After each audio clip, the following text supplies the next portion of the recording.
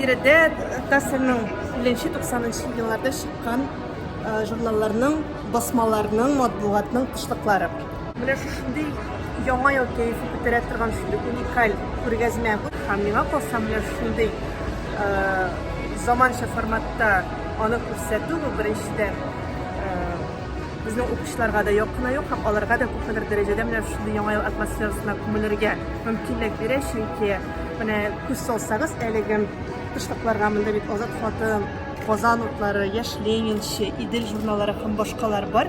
Һәм нәтиҗәсе теләмисем, һәр кеше миңа калса үзенең күпмедер дәрәҗәдә балачак хатирәләре белән яңадан аларны искә төшерергә мөмкин. Һәм гомумән менә әлеге күргәзмәне караган кешеләрдән инде ишетергә туры килде. Шуннан да шушындый бик самими хисләр һәм җылы хисләр уята торган күргәзмә килеп чыкты.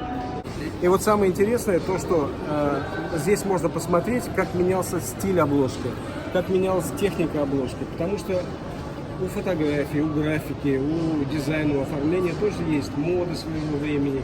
И вот интересно проследить, как менялось все это. А насчет журнала «Чиняна» я могу сказать, что попасть на обложку журнала в свое время было очень престижно для наших художников. И поэтому было такое, знаете, как бы состязание, кому попасть на обложку. Это был успех художника, и гонорар был неплохой для этого. 40-й год, 1940 год. И понятно, что здесь люди, и никто еще не знает, какой ужас ждет нашу страну и вообще весь мир.